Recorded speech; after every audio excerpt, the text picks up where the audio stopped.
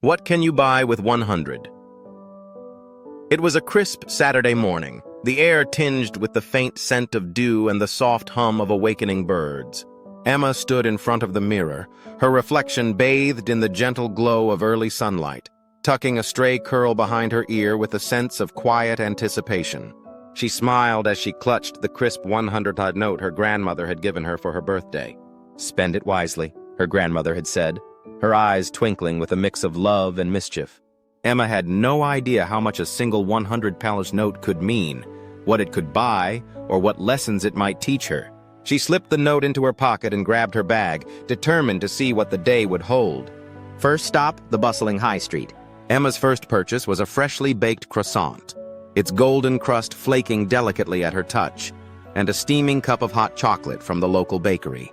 The air was filled with the warm, inviting aroma of freshly baked bread and the rich, comforting scent of melted chocolate, making her stomach rumble with anticipation.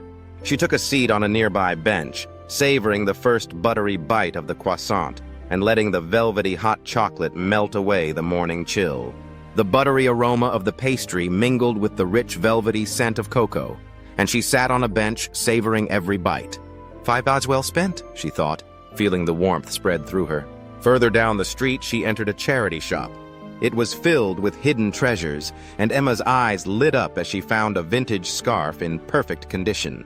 The colorful patterns reminded her of her grandmother's stories about her youth.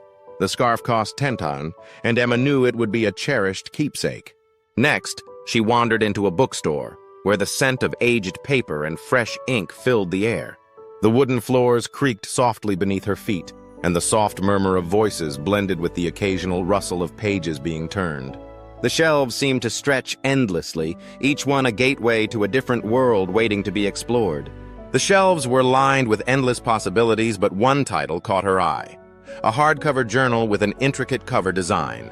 Emma had always loved writing, and the journal seemed to call out to her. For $12 it became hers, and she could already imagine filling it with her thoughts and dreams.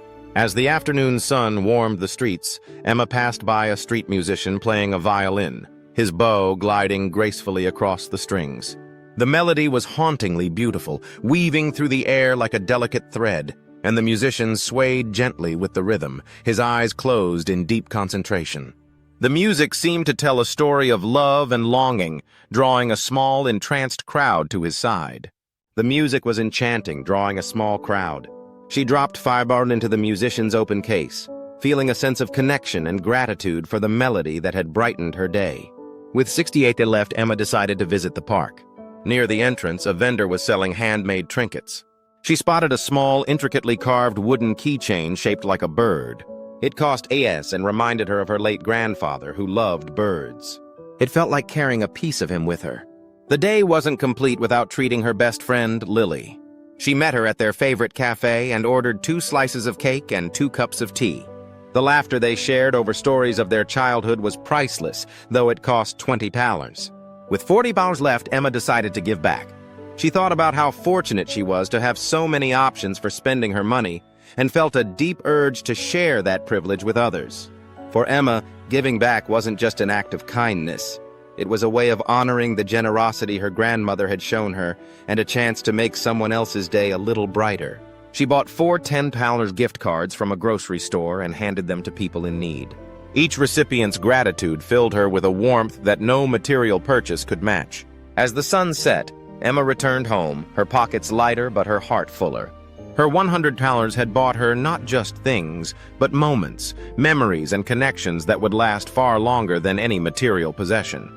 She sat down with her new journal and began to write about her day, reflecting on how much a single note could mean when spent with intention. In the end, Emma realized that £100 wasn't just money. It was an opportunity to create joy, share kindness, and celebrate life's little wonders.